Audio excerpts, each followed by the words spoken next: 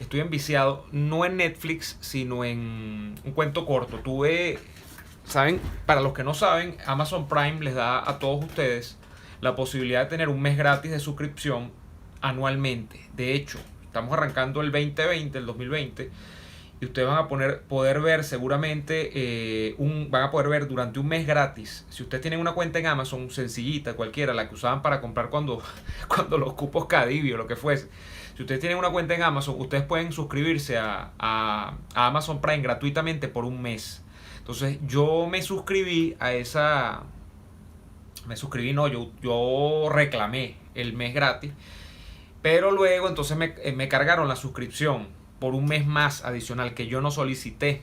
Entonces estoy aprovechando porque me quedan 15 días de ese segundo mes. Yo no vi mucho en Amazon Prime, interesante, pero ahora descubrí una serie que se llama The Man on the High Castle. Es algo así como que el hombre del castillo, o el castillo que está en lo alto. Y esto es una serie interesantísima. Yo voy a grabar un video en YouTube explicando un poquito más la serie en el canal. ¿Por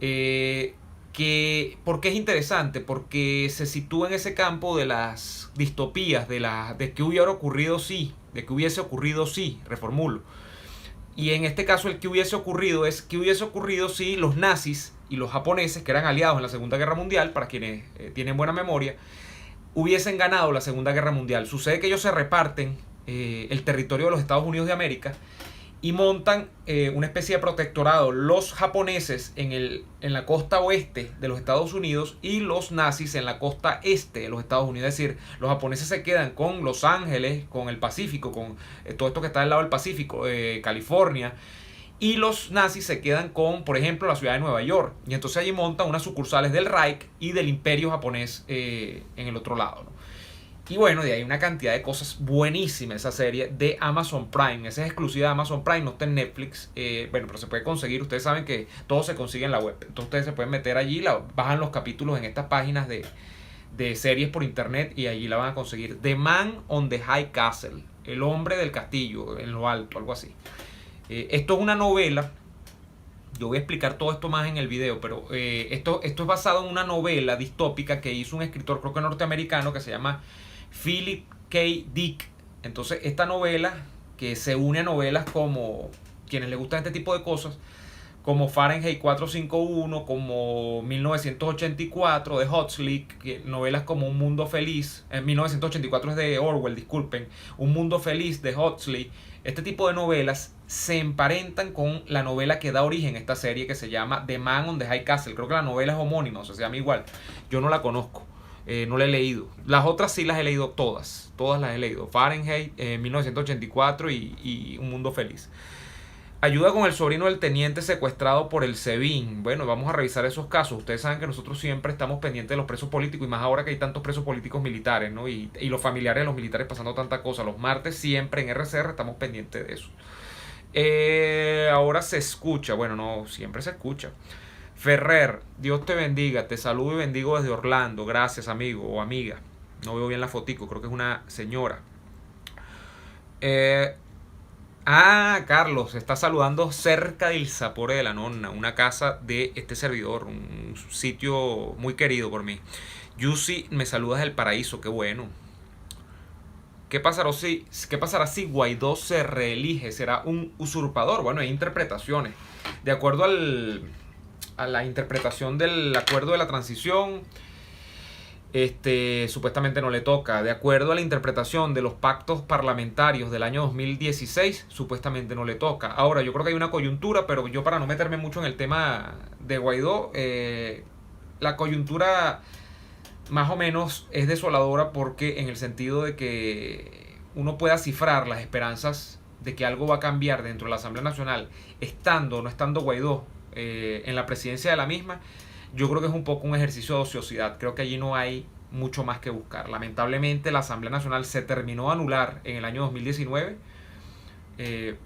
porque faltó lectura estratégica, faltó intención de hacer más cosas. Hay cosas que no podían hacer y dijeron que iban a hacer, y entonces cayeron en contradicciones, como por ejemplo en años previos cayeron en el tema de que Maduro era ilegítimo, de que Maduro estaba usurpando funciones, lo cual todo esto es cierto, ¿no? Pero cuando tú proclamas esto y lo haces además valedero a través de un acuerdo parlamentario, tú tenías que avanzar mucho más allá. Y por supuesto que el espacio de avance no era solamente la Asamblea Nacional. La Asamblea Nacional tenía que propiciar cosas fuera de ella y no fue capaz. Sencillamente hay un clima donde el liderazgo, los partidos y la propia institución, que es la Asamblea Nacional, lamentablemente ya no conectan con la gente. Y tampoco este instrumento sirvió para enlazar con militares que, en teoría, diesen al traste con el régimen de Maduro, es decir, que se pusiesen de lado a todo lo que está ocurriendo y se pusiesen más bien del lado de la reinstauración, si es que cabe el término, la democracia en Venezuela. La Asamblea Nacional no pudo y bueno, yo veo el tema de la Asamblea Nacional más o menos como una inercia, ¿no? Allí poco más de lo que se ha hecho se puede hacer. Esté o no esté Guaidó. Todo el tema de la interpretación, si él va a reelegirse o no, por supuesto que tiene cabida, pero para mí es secundario. Yo dije que dentro de lo malo que podía venir, quizá Guaidó era el mal menor, pero yo no tengo ninguna esperanza sobre el tema de la Asamblea Nacional con Guaidó o sin Guaidó. Se los digo sinceramente. Y voy a leer sus comentarios para no aturdirles más. La salida no es por las buenas. La gente debe entender de una buena vez asumir el compromiso. No hablamos de política en este momento. Más bien cuéntanos cómo te preparas para este año 2020. Bueno, con mucha energía, con mucho ánimo, porque les debo decir que el año 2019, que fue, porque no uno puede decir que es el peor, porque ya nosotros venimos como desde el año 2015, diría yo, desde el mismo 2014, donde mataron a tanta gente inocente, luego de que el régimen reprimió las protestas de calles que estaban enmarcadas dentro de la salida. Después del año 2014, que han venido años muy duros, yo creo que el 16, el 17 han sido años terribles, porque mataron a mucha más gente en el año 2016, en el año 2017. Pero independientemente de todo lo que está ocurriendo, yo debo ser franco con ustedes, y en el año 2019 yo avancé en algunos aspectos personales muy importantes para mí, y eso lo estaba diciendo hace horas en Twitter. Por ejemplo, un ejemplo muy claro, quizás el más importante del año 2019, yo logré crear un canal de comunicación con ustedes que creo que es efectivo, que creo que es efectivo, es divertido y es eficaz. O sea, es efectivo porque tiene recepción. Es divertido porque yo me divierto creando los contenidos. Y es eficaz porque creo que cumple un propósito, ¿no? O sea, tiene una intención que consigue su cometido, que tiene el interés de divertir a la gente, de crear conciencia pedagógica también. Y eso es el canal de YouTube. Y yo, de verdad, que puede parecer una tontería, una nimiedad chiquitica, lo del canal de YouTube, pero para mí eso fue un triunfo personal enorme, haber creado el canal con mi asistente, que es mi novia, Wilixa, que fue la que me motivó a crearlo y que me ayudó a sobrellevar el canal, me ha ayudado todo este tiempo. Y por supuesto que el canal ha traído beneficios de todo tipo, de exposición para mí, de lo que llaman marca personal, que yo nunca me dedico a estudiar esas cosas, pero bueno, de exposición para que a mí me viesen otras audiencias fuera de la radio. Me ayudó a darme paz mental, porque yo hablaba de otras cosas, me ayudó a hablar de lo que a mí me diese la gana, que nunca es que a mí me han impuesto de qué hablar, pero como yo tengo que hablar de política, porque es lo que yo hablo, entonces casi que estaba constreñido a eso, y eso lo he podido un poco desbordar a través del canal de YouTube, que probablemente si ustedes están viendo este video, lo están viendo en diferido, lo estoy tratando de subir otra vez al canal de YouTube, si Instagram no me juega una mala pasada. Y además, porque como yo soy franco con ustedes, bueno, el canal de YouTube, logré que el canal de YouTube se pagara. O sea, el canal de YouTube genera unos dividendos que no son enormes, pero genera ingresos. Y eso para uno que está metido en el mundo de la comunicación es muy importante, porque el mundo de la comunicación, aunque ustedes no lo crean, amiguitos, es muy ingrato económicamente. Demanda mucho trabajo, muchas horas de inversión en el tiempo que uno hace para crear cosas, para estudiar, para libretear, es decir, para crear ideas, para comunicar y editar, y que las cosas sean digeribles, o sea, que no sea que yo ponga ahí un video al rompe, y eso es mucho dinero que uno sacrifica en tiempo que uno podría dedicar a otras cosas. Entonces yo logré que el canal se pagara y que se esté pagando, y las vistas de ustedes me generan eso, me generan ingresos que me permiten a mí mantenerme motivado haciendo cosas allí. Por no hablar de una segunda victoria que es paralela a esta, que es la creación del Patreon. Y yo no me quejo, yo no soy de la gente que se queja, yo respeto a la gente que, bueno, que se siente mal, porque bueno, pero yo siento que los 80 suscriptores que yo tenía 82, bueno, se van, cuando toca pagar se van varios, ¿no? Pero vuelven después. Los 80 suscriptores que yo tengo en números redondos en Patreon me han permitido a mí también seguir haciendo contenidos, y eso para mí es una victoria, que a uno lo apoyen económicamente fijo, con un monto que no es mucho, pero bueno, pero que es un monto fijo mensual, y eso a mí me ayuda a seguir haciendo contenido y me motiva a hacer contenido también para la gente de Patreon, que es también darle un poco de incentivo a la gente de que pague por contenidos exclusivos, que no son muchos, pero que bueno, que son algunos que puedo colgar por allí porque el tiempo es limitado, y esa es una segunda victoria personal. Entonces, en ese sentido, yo no tengo nada que quejarme del año 2019, más bien mucho que agradecer.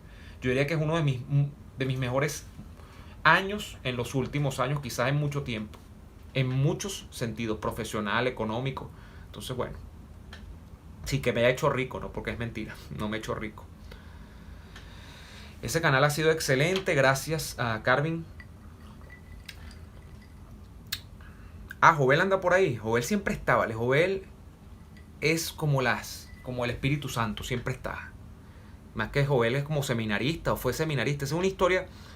Bueno, les voy a dar una primicia. Jovel va a estar frecuentemente ahora en el canal. Y yo voy a estar en el canal de Jovel porque Jovel también está en la aventura de engordar, de crear, que ya lo está haciendo muy bien, su canal de YouTube. Entonces nosotros vamos a hacer cosas tanto para el canal de él como para el canal mío, para que ustedes se mantengan allí pegados viendo las cosas que estamos haciendo. Bajo la Santa María con el tema político, no creo en nada. Ese tampoco es el sentido. Por cierto, ahí tengo un video. Yo tengo un libro, miren, un libro no. Yo tengo un cuaderno donde yo voy anotando ideas, ¿no? Que, miren, cosas ahí que se me van ocurriendo. Y por aquí yo tengo un video, miren, yo anoto cosas. Porque esa es otra de las cosas que voy a hacer, a ver si hago en el canal de YouTube. Empiezo a hablar. Yo prometí cuando abrí el canal que entre las otras cosas que yo iba a hablar de las plumas fuentes, ¿no? Entonces yo me pongo con las plumas fuentes y tal, y empiezo las pruebo y voy escribiendo cosas que se me ocurren. Yo tengo un video hablando de un tema que se llama desafección política.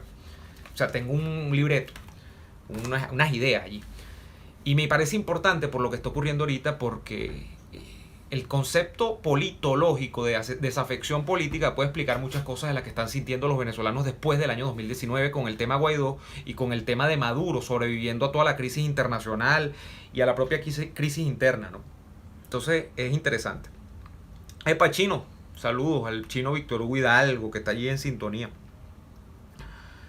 ¿Qué libro me recomiendas para padres primerizos? Yo no soy padre todavía, por ahora, entonces no te puedo recomendar un libro. Pero yo creo que ¿sabes cuál es el mejor libro para...? Yo no sé, ¿sabes? Esto es una osadía de mi parte.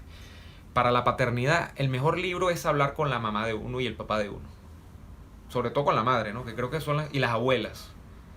Yo en ese caso lo valoro mucho porque yo creo que son los que tienen son los seres que tienen el mayor número de experiencias y el mayor número de horas dedicadas a esta tarea de la crianza, ¿no? Que es tan importante. A mí es un tema que me impone mucho respeto, ¿no? El de la crianza de un nuevo ser vivo, de un hijo de uno. Es una cosa que a mí me genera hasta preocupaciones, ¿no? Juan Carlos, JJ Rendón da a entender a sus entrevistas que este año habrá ruptura. Bueno, quienes no lo han visto, por favor vayan al canal, vayan aquí mismo al canal, porque esto está subiéndose en YouTube, a ver el video que hice sobre dinámica de continuidad y ruptura y cómo esto se imbrica con lo que ha hecho Guaidó y lo que ha dejado de hacer. Yo utilicé un viejo paradigma que tiene el historiador venezolano Germán Carrera Damas, que es una catedral de los historiadores en Venezuela, entre varios, porque hay muchos muy buenos, que es pensar, Carrera Damas decía siempre que la historia se podía ver en términos muy simples, en un paraguas general, que era continuidad o ruptura con respecto al avance de la sociedad hacia la conquista de la democracia y la libertad. Entonces Carrera Damas lo que decía que en 200 años, después que nosotros nos libertamos de los españoles, en teoría, en 200 años nosotros lo que hicimos fue tener momentos, hitos, pequeñas cápsulas o espacios en el tiempo, en esos 200 años, donde había momentos de avance o de retroceso con respecto a esta consigna, ¿no? De que nosotros estábamos llamados a conquistar la libertad y la democracia. Lo cual es un planteamiento quizá determinista, porque ¿quién dice que un pueblo está determinado a conquistar la democracia? O que lo que persigue es la democracia realmente. Esa es una de las críticas a Carrera. Pero a mí me parece interesante porque entonces él toma situaciones a lo largo de los 200 años, estamos hablando, donde él hace validar su tesis, de donde hay momentos de continuidad en cuanto a esta idea de continuidad hacia la conquista democrática y donde hay momentos de ruptura. Entonces, continuidad y ruptura, ese es el planteamiento de Carrera Dama. Yo lo tomé, no me lo plagié, lo utilicé como teoría para analizar lo que había hecho en cuanto a estrategia Guaidó con 4 momentos quizás en el año 2019 y hacer perspectiva de este año 2020, del 2020 y qué debía hacer. Yo lo que planteaba era que hubo momentos de ruptura. Guaidó quería romper en algún momento, dio señas de que iba a romper con la tradición, que era una tradición de creer que al chavismo se le iba a vencer a través de mecanismos institucionales, de gluten free, holísticos, paranormales y todo este tipo de cosas. Guaidó en algún momento, por ejemplo, en el mismo momento que decide juramentarse, Guaidó está rompiendo con lo que se pensaba, porque la clase política del establishment pensaba que Guaidó no se iba a juramentar en enero del año 19, el año pasado, un año atrás.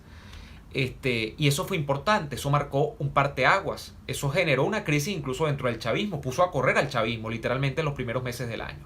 Luego viene lo del tema en Cúcuta y por momentos también se pensó que eso era un momento de ruptura porque iba a entrar la ayuda humanitaria. Pero bueno, no voy a explicar todo lo que yo dije, pero dije que eso luego se diluye, el momento de ruptura se diluye cuando se apela a la estrategia de continuidad, que no es solo la estrategia de continuidad con el poder, sino de la continuidad con los métodos para tratar de desalojar al chavismo. Unos métodos que no tienen sentido, con los diálogos de Barbados, con los diálogos de Oslo, y eso marca un punto de continuidad con estrategias de años, incluso de muchos años pasados, como los diálogos que montó César Gaviria con Timoteo Zambrano, con la Coordinadora Democrática en el año 2003, 2004, los diálogos del año 17, después de toda la masacre que encabezó el régimen contra los chamos protestando en las calles de Caracas y las principales ciudades del país, donde estuvo Chugo Torrealba, por cierto. Y era una continuidad hacia el vacío. Y así terminó. O sea, no había manera de que eso saliese bien. De hecho, yo desmonté sin apasionamientos en su momento en el canal también el tema de Oslo y por qué eso no iba a llegar a ninguna parte. Yo decía que no iba a llegar a ninguna parte porque para que eso llegase a alguna parte, Guaidó lo mínimo que podía exigir en una mesa de negociación era eso que sigue exigiendo, por cierto. Unas elecciones generales o por lo menos presidenciales con condiciones creíbles. Porque si él no lograba eso en una mesa de negociación, nadie, pero oígase bien, nadie de la oposición o la mayoría de la oposición no iba a votar. En el sentido de que no había confianza para hacerlo. Y en ese sentido, justamente Guaidó iba a ser menos que un cero a la izquierda. Entonces, eso terminó siendo así. La mesa de Oslo, lo que era un intento de montar una mesa de negociación, se diluye y allí comienza la barrena, la caída completamente en barrena de Juan Guaidó y del liderazgo de Guaidó. Y que desemboca en lo que hoy tenemos. ¿Qué es lo que yo digo a final de cuentas? Que Guaidó terminó secuestrado por la estrategia de continuidad. De tratar de resolver una crisis que no se puede resolver a través de mecanismos de continuidad con el poder que está actualmente instalado en Venezuela. Y con partidos que además creen en eso. Los aliados de Guaidó al día de hoy, ¿cuáles son? Henry Ramos Alú, Manuel Rosales. Bueno, por supuesto unos sectores, el sector de Primero Justicia, pero Primero Justicia quizás todavía está un poco más claro, podría decir yo, aunque tampoco es que Primero Justicia está llamando un levantamiento, ni mucho menos, pero piden más o menos lo mismo que pide Guaidó, pero por lo menos entienden, o creo yo que entienden, el asunto de que una nueva negociación no conduce a nada. No así Rosales está montado en una estrategia de cohabitación con el régimen. Y Henry Ramos es un tira la piedra y esconde la mano. No lo voy a conocer yo. Por supuesto que está en lo mismo. Y los gobernadores y los diputados que tiene Acción Democrática van a participar en las elecciones parlamentarias del año que viene, que tienen de elecciones solamente el nombre. Eso se los doy como dato fijo. Eso lo pueden anotar abajo, al pie del cuaderno. Eso va a ser así. Y un nuevo tiempo, por supuesto, que va a inscribir candidatos también, acompañando a Henry Falcón, a Bertucci, a toda esta gente. Entonces, mientras eso siga siendo así, allí no hay manera. Tú no puedes resolver un problema en un país donde no hay instituciones con soluciones institucionales, legales. Eso no es, pues eso es dibujar en el aire, pues. Eso es crear artificios y cosas. Entonces, eso es lo que yo decía. Hay que temerle al 5 de enero. Yo no creo que el PSUV vaya a tomar la asamblea. Yo no creo que el PSUV vaya a liquidar la asamblea. La asamblea está prácticamente, virtualmente liquidada. En el campo de la acción real no puede hacer mucho más de lo que ya ha hecho. Yo les he dicho, si no han avanzado en 4 años, no lo van a hacer ahora. Y al menos que ocurra, porque siempre hay oportunidad, ¿no? En la historia es una madre que nos enseña muchísimo. Siempre hay espacio para la contingencia. La historia no es cíclica, eso es mentira. O sea, puede que sí, que hay errores que los pueblos cometen y todo lo demás, pero la historia siempre crea hitos nuevos. Puede que ocurra algo, un cisne negro llaman por allí, pero o sea, la lectura de lo que uno tiene a la mano, o sea, no rumores, o sea, lo que uno tiene a la mano, no indican que la Asamblea Nacional esté poniendo en jaque a Maduro, ni mucho menos. Más allá, por supuesto, de alguna crisis económica o algún aprieto económico que la Asamblea Nacional, a través del programa de sanciones que tiene los Estados Unidos fundamentalmente, haya logrado presionar al chavismo para que el chavismo, incluso, sea una consecuencia directa de las sanciones, para que el chavismo haya ciertamente abierto algunas válvulas de escape en la economía. Tema bodegones, tema la corrida como si fuese moneda corriente el dólar en efectivo. Este tema de no pechar a los comercios, algunos comercios, de bajarles el martillo, como diríamos en criollo, porque eso evidentemente tiene que ver con una limitación de la capacidad del Estado para meterse en el negocio de los comercios, meterse en el negocio de la comida. Entonces le dejan esto a los privados. Esto lo expliqué yo en la cápsula de dolarización, que llegó, por cierto, a más de 20.000 vistas, para toda sorpresa, y que tiene muchos comentarios de chavistas que por supuesto yo eliminé, porque yo no me voy a calar estupideces de chavistas allí en esa explicación. Seguramente me faltaron cosas por decir, pero llegaron en tropel, y se nota que los mandan una cantidad de chavistas a decir no, que esto era culpa de la guerra económica. Y cuando yo empiezo a leer ese tipo de cosas, para bloquear, más nada. O sea, no puedo estar leyendo estupideces allí. Miguel Durán, si va a ocurrir algo, estarán otra vez los diputados del PSUV en el hemiciclo haciendo lo mismo que hacen Sierpe, joder. Sí, bueno, probablemente. La asamblea es un chiste de mal gusto, dice Eli. El tema es quién presidirá la AN. No, Guaidó va a ser presidente otra vez la Asamblea Nacional, yo no tengo ninguna duda. Guaidó terminó de garantizar su reelección como presidente de la Asamblea Nacional con la aprobación de la reforma del reglamento interior y de debates de la Asamblea Nacional, que le permite a diputados que están en el exterior votar electrónicamente, no sé si por email, por Skype, por WhatsApp, en videollamada, no sé cómo van a votar, pero con el tema de votación a distancia, Guaidó garantizó su reelección, al menos que bueno, que el tipo lo tengan engañado todos esos pocos diputados que andan por el mundo, ¿no? Pero yo no creo. Esos diputados van a votar por Guaidó. Entonces Guaidó debe tener los votos asegurados para repetir. Ahora, ¿eso es un triunfo sobre algo? ¿Sobre qué? Bueno, es un triunfo sobre las intenciones mezquinas de Timoteo Zambrano, por ejemplo, para ser presidente de la Asamblea Nacional o de poner a alguien allí. Pero eso no altera realmente la correlación de fuerzas políticas del país. O sea, porque Guaidó sea reelecto presidente de la Asamblea Nacional, aquí no va a ocurrir ninguna cosa extraordinaria. Eso es lo que yo quiero decir. Y no soy, ojo, siempre lo digo, no soy un adversario a priori de Guaidó, ni soy un defensor, soy un guaidolor. Simplemente digo lo que veo y lo que pienso. Jorge dice que la asamblea ha sido totalmente inútil. Timoteo es el hombre, bueno. Jenny creen en sus negocios personales. Ya Guaidó es menos que una cero a la izquierda, dice Alemando. JP Villar, feliz año también. Qué exótico, fíjate, buena pregunta. Qué exótico, esto es prospectiva también. Miguel Durán, qué exótico escenario va a tomar la oposición para los diálogos versión 2020. Bueno, aquí no sé si hay diálogo, probablemente sí, porque aquí llevamos 15 o más años de diálogo ininterrumpido. Lo que pasa es que a veces se comunica y se dice que se está haciendo, pero siempre están allí. Lo que pasa es que están tras bastidores. Aquí lo que va a ocurrir en 2020 está muy claro, de lo que va a ocurrir, o sea, lo que está anunciado. Van a poner unas elecciones parlamentarias, entre comillas, donde parte de la oposición va a acudir, o de eso que se llama oposición va a acudir, y parte no va a ir. La parte sensata de la oposición sencillamente no va a ir, porque no hay como vender de cara al electorado nuevamente la idea de que se vaya a votar para qué. Eso es lo fundamental.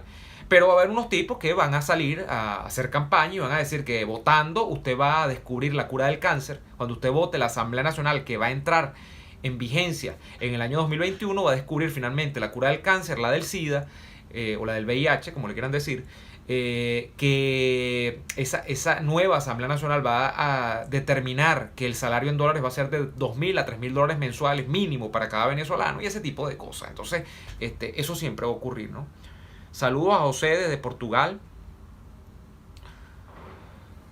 ¿Cómo fue que políticamente decidieron cambiar de Estados Unidos a Venezuela a la República de Venezuela? Lo digo porque uno siente que no hay integración nacional, parece una ilusión. Bueno, la integración nacional hoy está más puesta en vilo y en tela de juicio por el tema de la cesión.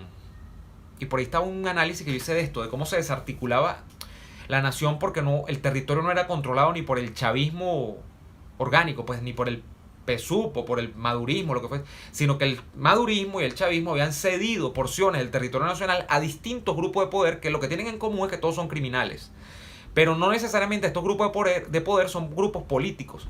Son grupos sobre todo que tienen actividades económicas ilícitas y que necesitan y precisan de este territorio para poder seguir adelantando sus actividades. Y el chavismo, que en algún momento logró un maridaje con cada uno de estos grupos, porque estos grupos les servían, por ejemplo, para amedrentar opositores, para ayudarles en tareas de economía extractivista, es decir, de quitar minerales, de sustraer minerales en nuestro territorio, para aprovecharlo y venderlo, raspar la olla y venderlo en mercados internacionales por las vías verdes, ahora los perdieron de control. Y estos grupos son autónomos y estos grupos gobiernan realmente estados, territorios de Venezuela. Yo hablaba de Apure, hablaba de Bolívar, hablaba de la isla de Margarita, hablaba de Aragua, de una parte considerable de Aragua, hablaba del puerto de La Guaira, ese tipo de cosas.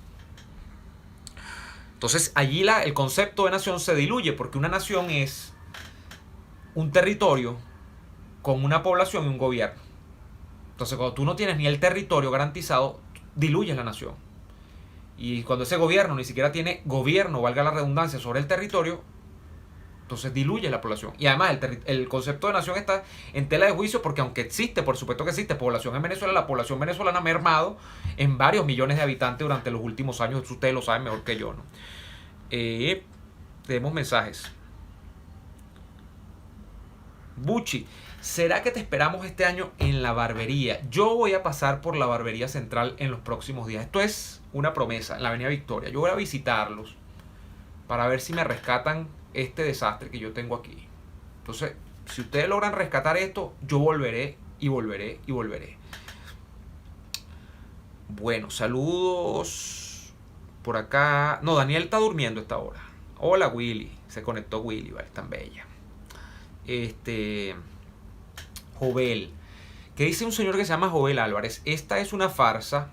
Eso se lo inventó en él diciendo que soy monaguillo porque empecé en el Vaticano. No propagues fake news. Ah, tú no eres monaguillo, Jovel. Yo pensé que sí era verdad. Saludo de la isla de Margarita. José Lugo, me imagino. Te sigo por todos lados. Gracias, José.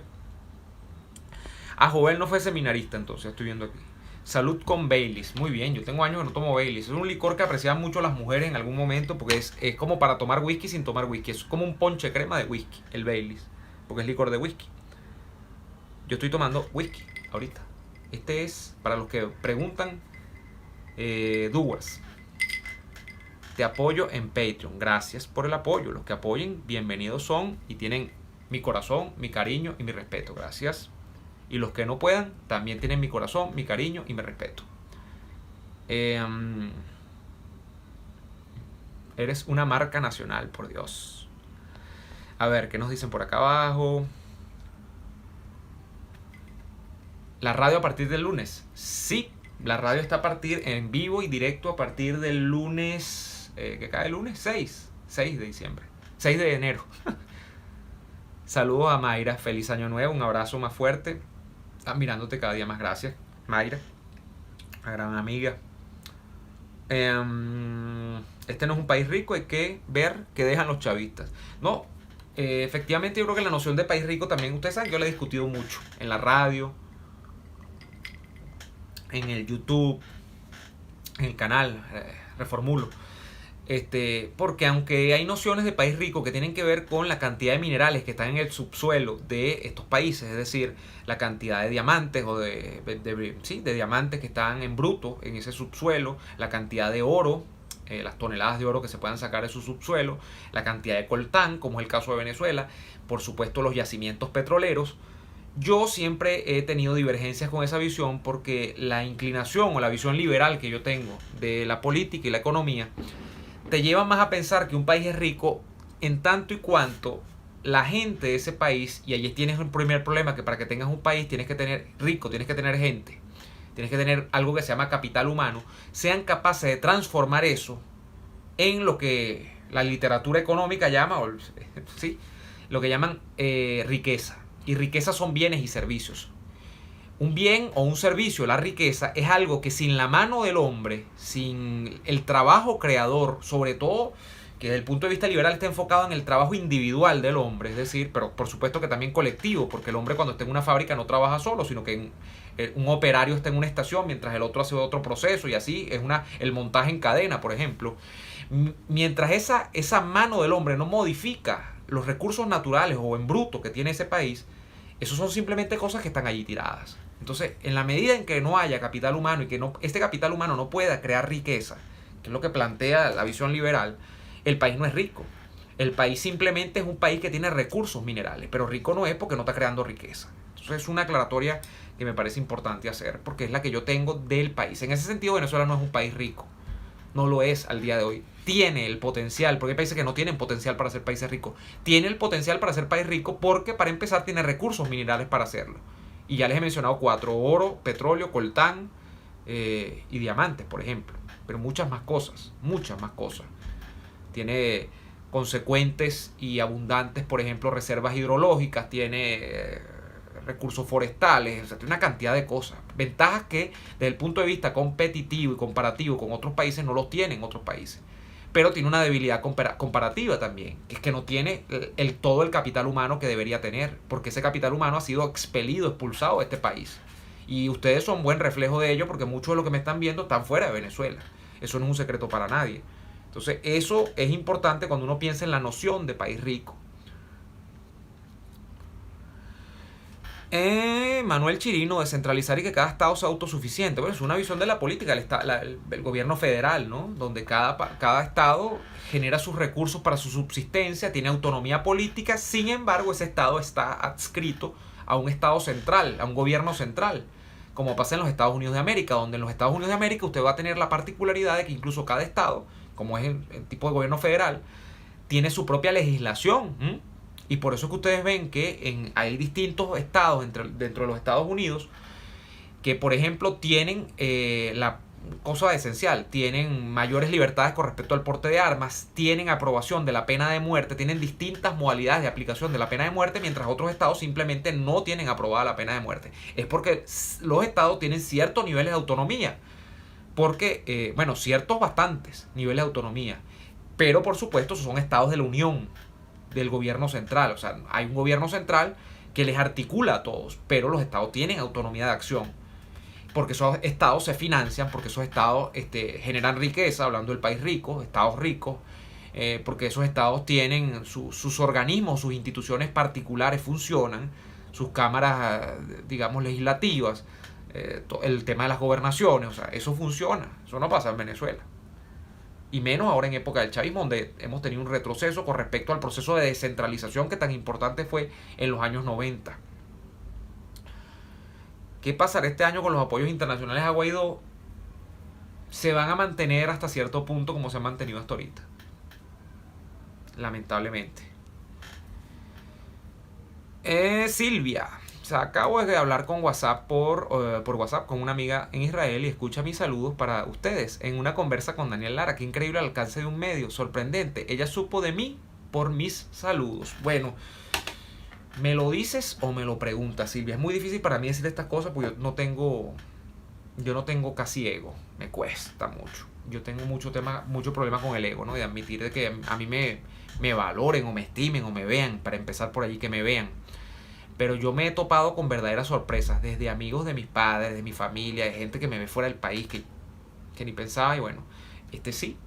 Y yo eso se lo debo en buena medida, escúchese bien, a Radio Caracas Radio, y en buena medida también a Daniel, ¿no? Que me ha permitido hacer programas con él en la radio desde hace 7 años. Y en buena medida también a mi constancia, porque también me tengo que tirar algo al mingo yo. Entonces, a mi constancia en estos 7 años, bueno, que nos hemos mantenido incólumes en una posición de hacer las cosas. Porque si no, yo hubiese tirado la toalla hace rato y me hubiese puesto a hacer otras cosas, ¿no? Entonces, bueno, ir a votar o no, yo no voy a votar este año, ya lo digo. Yo estoy tomando whisky pero bucanas, dice Ferrer. Gracias, qué bueno que me acompañen. Yo aprobaría la pena de muerte en Venezuela para corruptos, asesinos y violadores. Miren que yo tengo...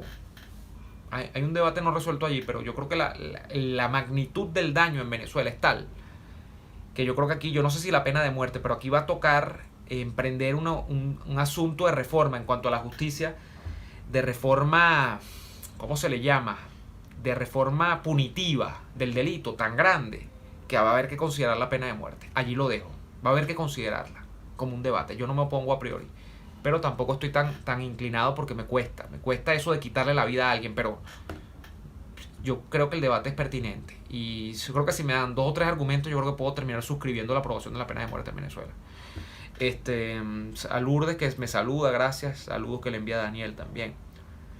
Miguel Durán, Chino y Nacho, Sandy Papo y Daniel y Neomar. Está bien. José dice, para mí se agotó todo lo que podía hacerse aquí, lamentablemente tengo que irme, soy de los que esperó la máxima depreciación de la economía, no puedo más a lavar posetas. No tienes que tener esa mentalidad, José. No todo el mundo se va, eso es mentira, eso es caer lo de Maduro. No todo el mundo se va afuera a lavar posetas. Sin embargo, sí, irse fuera de Venezuela es muy duro. Pero hay gente para la que quedarse en Venezuela también es muy duro. Entonces yo el tema de la migración siempre lo veo muy personalmente. Yo, por ejemplo, no tengo decidido ahorita irme de Venezuela, ahorita. Pero no sé si mañana, pasado. Y cada caso de la migración es particular.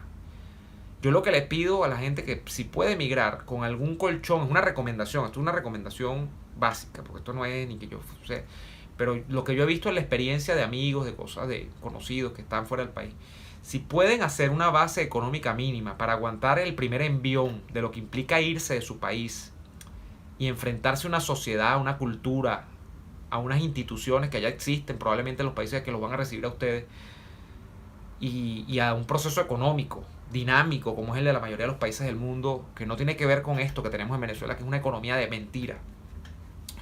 Y que bueno, que ahorita comienza a dar medio vestigios de que es una economía de verdad, pero tampoco lo es, porque no es una economía abierta, es mentira, es una falacia decir eso.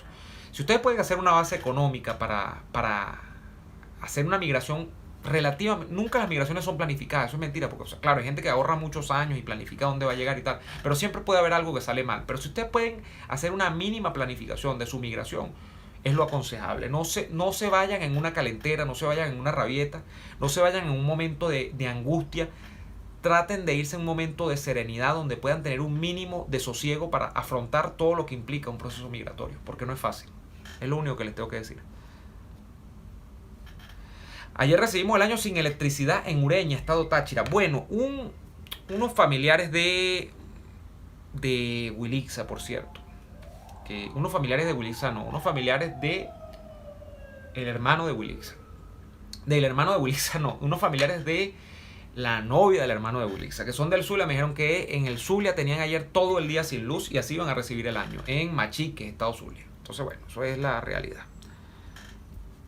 Neomar, mis hijos viven allá y yo los ayudo, me ayudan porque ellos ya no aguantan y saben que se vienen cosas peores. Si salen, volverán como Nicaragua. Ayer, el día que tengas un hijo, vas a pensar seriamente en emigrar. ¿Ven? Eso es una cosa que quizás modifique, ¿ven? La visión de mundo que yo tengo. Eso no lo pongo en duda, quizás sea así. Saludos de mi pana un guaro desde Chicago, Illinois. No lavo posetas, ¿ves? Lo dice José Javier, que seguro tiene otra historia que contar sobre la migración. Enrique Grujicic. En 1975 y 76 se estatizó Sidor, Alcácer y el petróleo. Esto devino en burocratización de la empresa y a la postre su destrucción. Yo suscribo este planteamiento. Yo llamo a... Bueno, sí, yo llamo a tomar el término que utiliza Enrique, porque se habla mucho de la nacionalización del petróleo. De hecho, fue algo que me dijeron por muchos años cuando yo estaba en Acción Democrática, que era uno de los grandes logros de Pérez, ¿no? Y fíjense que el tema no es la nacionalización, porque ni siquiera es el tema de que el capital nacional sea el que esté metido en el negocio petrolero nacional, que es PDVSA fundamentalmente, sino que es que lo que se hizo fue estatizar la industria. Y cuando usted estatiza el recurso petrolero, y por supuesto que estatiza el manejo de la renta, que deviene del aprovechamiento de ese recurso, allí se colapsa Venezuela. Porque va a ser solamente quien decide el Estado, y cómo decide el Estado, el que maneje el recurso petrolero. Y eso conlleva a toda la debacle de la democracia. Bueno, a buena parte. La debacle de la democracia no se explica solamente por el tema petrolero, pero yo sido de las personas que desde el punto de vista académico, en lo poco o mucho que haya podido hacer, por cierto, quienes quieran leer cosas sobre eso, y creo que voy a tratar de publicar este año en digital al menos un libro que va a ser una especie de síntesis o de lectura más digerible de mi tesis de maestría de la Simón Bolívar sobre el tema de los partidos en Venezuela y la debacle. Que eso está aprobado hace muchos años, una tesis que se aprobó estamos en el 2024 años, va a tener aprobada. Yo he sido, de lo que el punto de vista académico, he dicho que el tema petrolero es fundamental para entender por qué Venezuela se fue por un despeñadero. Entonces, yo creo que eso sí, eso hay que tenerlo en cuenta. M. Mutak, eres una lumbrera. Y con Daniel, excelente equipo. Gracias por lo que hace. No, gracias a ustedes por verme. Yo no sé si soy una lumbrera o una... No, pero yo trato de hacer lo que puedo. Tienen que rifar un turrón. Oye, yo voy a ver si le planteo eso a la gente de Vinostrum. Gente de Vinostrum que está viendo este video probablemente. Vamos a plantearnos rifar un turrón. Nuestros queridos amigos de Vinostrum, que tienen esos vinos espectaculares y los turrones de todo tipo. Yo descubrí que habían turrones de... El de chocolate por supuesto que lo había visto, pero turrones de ginebra, turrones de crema catalana, ese tipo de cosas. Yo en mi vida los había visto. Turismo potencial, dice Jorge Ramos Sequera. El tema del turismo en Venezuela es una mina también. Por supuesto, muy mal aprovechada porque ningún país puede tener turismo en unas condiciones como la que tiene Venezuela. Pero bueno, mejorar como pueblo, evolucionar como persona. Oye, estoy sorprendido de que esto no se haya caído el día de hoy. Estoy bendecido y afortunado por la conexión de internet que tengo. La sesión comenzará con el dúo cantando una versión de Mi Niña Bonita, llamada Mi Presidente Interino Cargado Bonito. No, yo no le canto canciones a... Turrón de Cocuy todavía no hace. Saludo a Roberto, pana, también. Feliz año. ¿Qué dice aquí de María Corina? Que se está metiendo con María Corina. ¿Qué espera de María Corina en este año? Bueno, María Corina ha tenido razón mucho tiempo. Ha tenido razón mucho tiempo. El problema de María Corina, lograr materializar cosas que propone. Pero ese es un problema básico de la política. Eso no es solo de María Corina. Pero si a mí me dicen quién es la persona que más razón ha tenido dentro del liderazgo político en los últimos... Desde el año 2014, cuando se planteó la salida, María Corina Machado. Yo no lo oculto. Y yo ni soy, como dice Poleo, ni maricorino, ni mariacorino, ni corinero, ni como le quieran decir. Pero es que es la verdad. Y yo no oculto mis... Porque por supuesto que hay pasión allí. Hay una cosa que no es objetiva, que es subjetiva. Que es que me caiga bien o no, que me parezca o me empatice o no su liderazgo. Yo no lo oculto. Pero es que desde el punto de vista de los planteamientos, sí, la mayoría de las veces ha tenido razón en lo que ha planteado. Claro, el problema de María Corina es cómo hacer posibles cosas que ella plantea. Por ejemplo, una cosa que yo critiqué siempre. Insistir con el tema del TIAR. No, porque nadie iba a venir a meterse aquí. De hecho, ahí está el TIAR todavía en el congelador. No está durmiendo el sueño de los justos, pero no se ha aplicado el TIAR en términos de lo que se plantea allí, de que eso iba a ser una solución ejemplarizante, donde iba a llegar una especie de ejército multipaíses aquí. O sea, ¿no? Entonces, bueno. Pero de los políticos venezolanos, María Corina. Saludos de Macon, Georgia, así se dice, Macon, Jimmy. Fabiola, saludos también. Compa, buen año, me alegra en la tarde cuando regresó del trabajo en Orlando. Oye, qué gusto, gracias a Maxi Pollos. Aquí hay que evitar como ciudadanos que los políticos que regresen al mismo modelo político que nos llevó a esto. Yo estoy de acuerdo con esa idea. Por eso que cuando empiezan a hablar que si de críticas al neoliberalismo, que si del tema de cómo debemos distribuir mejor la riqueza, digo, no, por ahí no es. Por ahí no es. Yo no voy a apoyar ese tipo de cosas. Jorge Rodríguez fue a Argentina y salió sin ningún problema. Ella tiene un problema. ¿Qué tal va el doctorado? Bueno, en tesis, ahí me quedé. Ahora hablando de tesis, ahora tengo que hacer la doctoral y ahí me quedé. Tengo un año en ese proceso. Nunca me había detenido en un tema académico. Yo tengo 31 años y los no sé cuántos años tengo estudiando. Nunca me había detenido. Yo siempre sacaba todos los títulos, básicamente han sido en cadena, ¿no? Yo no me he parado nunca. Pero tengo un año parado por el tema del país, porque asumí estos proyectos personales también. Este tiene que ser un año, el 2020, donde yo retome mi vida académica. La tengo un poco abandonada, lo confieso. Pero yo no me doy por insatisfecho, porque desde el punto de vista mediático, desde el punto de vista de los productos que como comunicador yo quería sacar y de las plataformas que quería montar, he avanzado muchísimo. Entonces yo he abandonado parcialmente unas cosas, las he sacrificado por otras temporalmente. Tengo que lograr una receta donde yo consiga tiempo para las dos. Feliz año a Eliva Palacios. Saludos a Gema. Daniel dice, MSM tiene buenas ideas, María Corina, pero cero riesgo. Yo entiendo que es arriesgado, pero el poder se arrebata. No, yo estoy de acuerdo. Katira, hola, feliz año, bendiciones, esperando el lunes. Bueno, espérelo allí sentada, porque sí, el lunes volvemos. Daniel, cero toma de liderazgo. Ella quiere que el régimen y la falsa oposición le diga, toma mi niña, te damos el poder. Sí, eso no va a pasar en ninguna parte. No creo que eso sea lo que ella plantea, pero sí ha planteado cosas mucho desde el punto de vista retórico que desde el punto de vista práctico no tienen solución. O sea, son dilemas sin solución. Pues son dilemas, son cosas que no se pueden resolver. Entonces, he hablado de una, pues me van a decir, bueno, ¿qué? El TIAR, por ejemplo. Eso no tiene solución por ahí, creo yo. Bueno, ya cree que sí. Ojo, yo respeto su liderazgo y yo creo que, si a mí me ponen en la boleta, y yo lo dije públicamente en Radio Caracas, lo dije en un programa cuando ella nos acompañó la última vez. ¿Por quién? Yo apoyaría a María Corina. Claro que lo haría como candidata presidencial. Es mi candidata presidencial, no es de ahorita, hace varios años. ¿Qué hay de nuevo? Eso era lo que decía Box Bunny. Saludos y feliz año desde Irving, California. Alida.